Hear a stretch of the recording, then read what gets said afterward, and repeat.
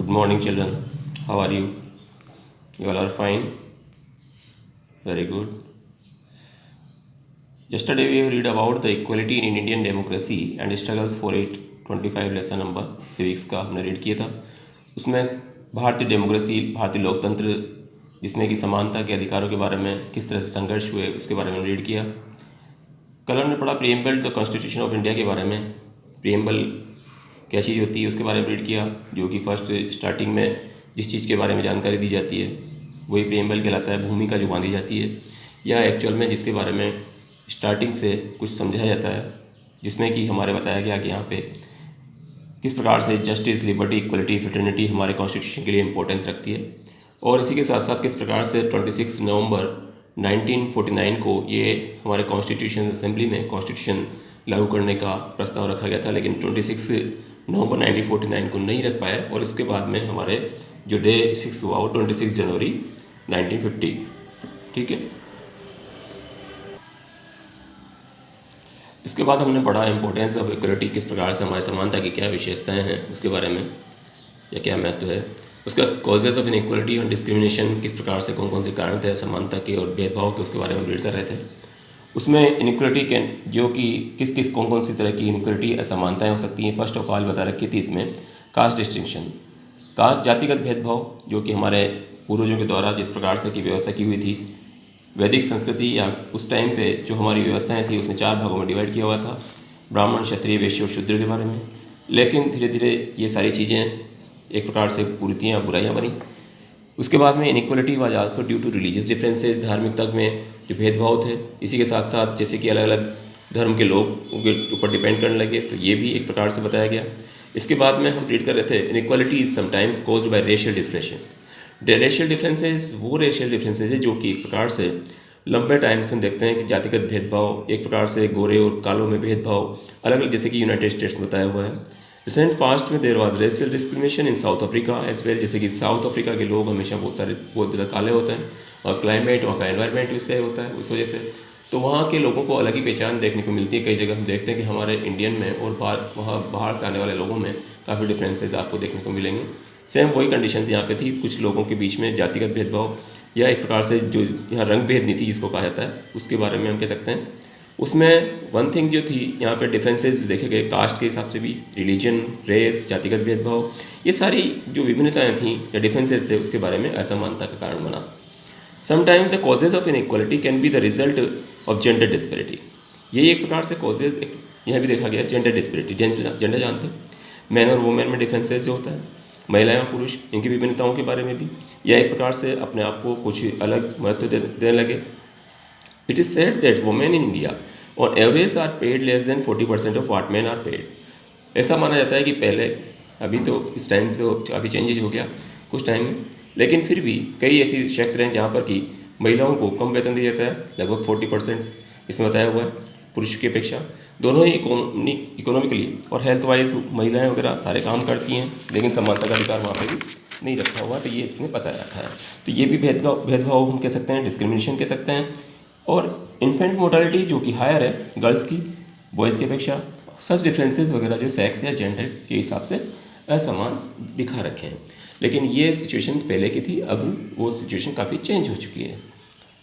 Not only this, depriving a major part of the population of political rights and not allowing them the right to vote also leads to inequality, particularly political inequality.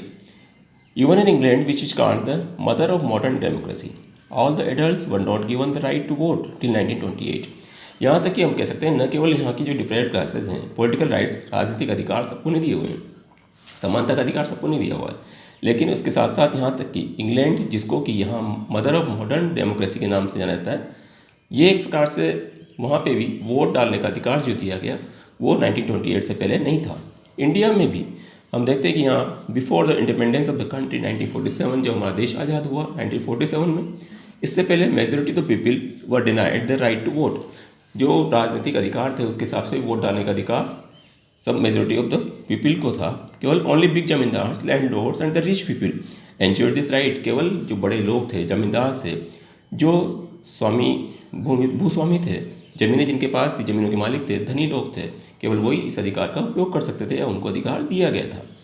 Naturally all this injustice led to inequality, ये सब जो अधिकार दिए गए वो सब क्या हुआ, असमानता में परिवर्तित हो गए। डिफरेंट फॉर्म्स जो इनइक्वालिटीज़ थी, whether caste inequality, religious inequality, race inequality, gender inequality, political inequality, ये इसी के माध्यम सारी इनइक्वालिटीज़ जो रही, यही कारण रहा कि एक प्रकार से डिस्क्रिमिनेशन, भेदभाव या लोगों के बीच में एक प्रकार से हमारे समाज को बुराई की तरफ ले गया। Next steps taken to remove all the inequalities, किस तरह से सारे जो अधिकार या सारे जो बुराइयां थी उनको दूर करने का प्रयास किस तरह से हो। अलग अलग स्टेप्स थी जो कि दिखाई हुई है इंडिपेंडेंस जो कंट्री के हिसाब से, और एस्टेब्लिश करने के सन 1947 में, क्योंकि हमारा देश आज़ाद हुआ, उसके साथ साथ कुछ अलग प्रोविजंस बनाए गए, कुछ पॉलिटिकल ऑर्डर वगैरह पास किए गए, उसमें था constitutional provisions, steps taken by the government, struggles for equality. सबसे पहले कॉन्स्टिट्यूशन प्रोविजंस जो एस्टेब्लिश इन इक्वलिटी के हिसाब से बनाए गए, कौन कौन से संवैधानिक रूप से कुछ नियम या कानून बनाए गए उसके हिसाब से बताया गया। सबसे पहले आर्टिकल 14 जो इक्वलिटी बिफोर लॉ, जिसमें कि संविधान की धारा बनाई गई है, सबको समानता का अधिकार, कानून के सामने सब लोगों को समान अधिकार के हिसाब से रखा जाए, सबको समानता का अधिकार दिया जाए, और ये इक्वलिटी बिफोर लॉ मतलब कानून के सामने सब बराबर। तो स्टेट वगैरह shall not deny to any person equality before the law or the equal protection of the laws within the territory of India. Bharat में रहने वाले किसी भी क्षेत्र में सभी लोगों को समान अधिकार दिए जाएं और सबको समानता का अधिकार देने के साथ साथ उसको महत्व दिया जाए।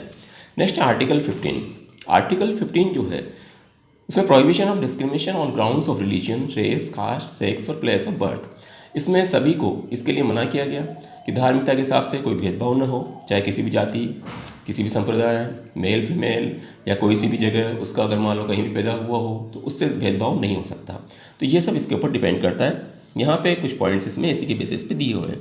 वो भेदभाव चाहे कहीं भी हो, डिस्क्रिमिनेशन किसी भी तरह का कहीं भी नहीं होगा, चाहे वो कोई नागरिक अगर चाहे मर्जी के हिसाब से, धार्मिकता के हिसाब से कहीं भी अपनी इच्छा के अनुसार वो काम कर सकता है, अपनी इच्छा के अनुसार वो एक प्रकार से उसको डिसेबिलिटी का दर्जा नहीं दिया सकता, या एक प्रकार से चाहे किसी भी शॉप में जाए, चाहे पब्लिक रेस्टोरेंट में जाए, चाहे होटल्स में जाए, चाहे पब्लिक एंटरटेनमेंट के लिए जाए, किसी के साथ भेदभाव नहीं हो सकता। यहाँ तक कि use of wells, tanks, bathing ghats वगैरह, रोड्स वगैरह जो थे, पब्लिक प्लेसेस वगैरह, रिसोर्ट वगैरह मेंटेन करने के लिए भी पूरी पार्टी वगैरह अगर मान लो हो रही है तो वहाँ पे भी फंड्स वगैरह स्टेट के हिसाब से डेडिकेट किया जाए और जनरल पब्लिक के हिसाब से उनको भी महत्व दिया जाए। इस तरह की व्यवस्थाएँ यहाँ रखी गई। बाद में आर्टिकल 16 में क्या रखा, इक्वलिटी और opportunity in matters of public employment, लोगों को सबको रोजगार देने का अधिकार। उसमें सभी व्यक्ति विशेष रूप से जो कि जैसे कि ऊपर बताए हुए हैं वही सारी बातें सबके लिए चलेगी, कोई भी डिस्क्रिमिनेशन, कोई भेदभाव किसी की भी तरह से नहीं होगा। भारत के सभी नागरिकों को पूरा अधिकार है कि वो कहीं भी जाकर के अपनी इच्छा के अनुसार अपनी पसंद का व्यवसाय कर सकते हैं। इसी के साथ साथ पार्लियामेंट्री फॉर्म जो बनाई गई, नियम या कानून जो बनाए गए, अपॉइंटमेंट वगैरह उनका किसी भी हिसाब से जो बनाया गया, चाहे वो गवर्नमेंट का हो, कोई लोकल या दूसरी अथॉरिटी के हिसाब से, स्टेट हो, यूनियन टेरिटरी हो, रिक्वायरमेंट्स जो रेजिडेंस की हैं वो सब स्टेट या यूनियन टेरिटरी के हिसाब से उनको एम्प्लॉयमेंट देने का अधिकार भी सभी लोगों को दिया गया। नेक्स्ट है अबोलिशन ऑफ अनटचेबिलिटी जानते हो, छुआछूत का अंत करने का प्रयास यहाँ पे रहा, और इसमें ये कानून बनाया गया कि सभी को आर्टिकल 17 के हिसाब से इसको दबाव डाला गया और ये नियम बनाया गया कि कोई भी तरह से किसी भी तरह का भेदभाव अगर मान लो करता है, छुआछूत करता है, तो उसमें क्या होगा, पनिशेबल क्राइम कहलाएगा, मतलब उसको सजा का प्रावधान उसके अंदर रखा गया। नेक्स्ट है आर्टिकल 18 एबोलिशन ऑफ ट्राइब्स जानते हो, ट्राइब्स में किस तरह से एबोलिशन ऑफ टाइटल्स वगैरह में, no title not being a military or academic distinction shall be conferred by the state के द्वारा, ऐसा कोई जरूरी नहीं कि उसमें भेदभाव हो। No citizen of India shall accept any title from any foreign state, कोई भारत का नागरिक जो क्या होगा, शैल एक्सेप्ट एनी टाइटल, जो अगर मान लो विदेशी स्टेट के माध्यम से भी कर दिया जाए तो उसको एक्सेप्ट करने का अधिकारी है। No person who is not a citizen of India shall while he holds any office is profit of trust under the state except without the consent of the president any title from any foreign state, कोई भी भारत का नागरिक का अधिकार उसी के हिसाब से रखा जाना, या कोई भी ऑफिस वगैरह प्रॉफिट का हो अगर मान लो स्टेट का है तो एक बिना किसी प्रेसिडेंट की अनुमति के या प्रेसिडेंट के अलावा और उसको अधिकार नहीं होता, तो ये फॉरेन स्टेट के हिसाब से बताया जाता है। No person holding any office of profit or trust under the state shall without the consent of the president accept any present, emolument, office of any kind from or under any foreign state। तो इसमें बताया कि कोई भी व्यक्ति यहाँ पे office या प्रॉफिट के हिसाब से ट्रस्ट या स्टेट शेयर के हिसाब से without the consent of the president की कंसेंट के हिसाब से बाहर का दर्जा या बाहर का अधिकार देने के लिए या बाहर से अगर कोई सम्मानित करता है कुछ दिया जाए तो उसकी परमिशन उसके लिए लागू हो। Next steps taken by the government to establish equality. Government के द्वारा क्या प्रयास किए गए, सबसे पहले बता रखा first steps taken to neutralise the caste distinction. सबसे पहले तो जातिगत भेदभाव जो थे उसको ख़त्म करना। जातिगत भेदभाव कौन से, ऊंच नीच की भावना, कुछ जॉब्स वगैरह जहाँ की रिजर्व रखे गए वीकर सेक्शन के लिए और सोसाइटी के लिए, जिसमें कि शेड्यूल कास्ट को 15% रिजर्वेशन और शेड्यूल ट्राइब्स को 7.5% और बैकवर्ड क्लासेस को 27%।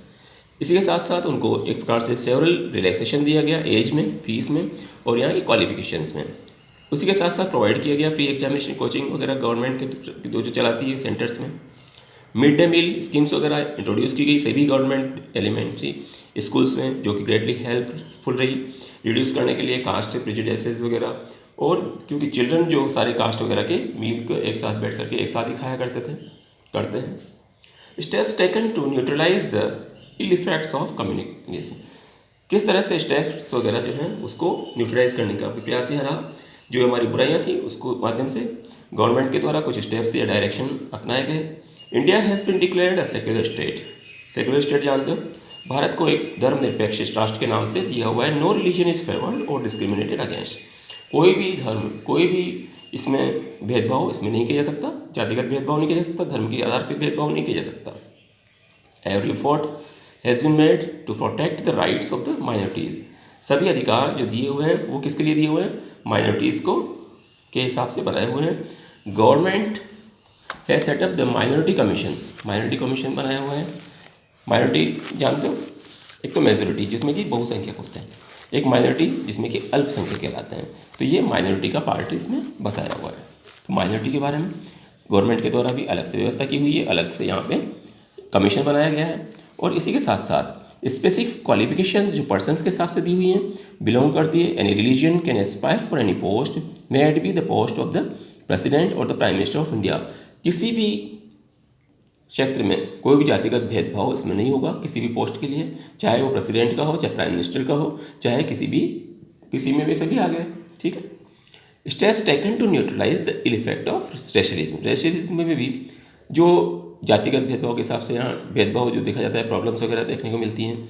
रेशियल जो हमारे एक प्रकार से जैसे अमेरिका में, साउथ अफ्रीका में कुछ जो यहाँ पे मास मूवमेंट हुए, आंदोलन हुए, गोरे कालों के भेद के बारे में विशेष यहाँ पे संघर्ष हुए और अभियान चलाए गए, कई आंदोलन भी किए गए।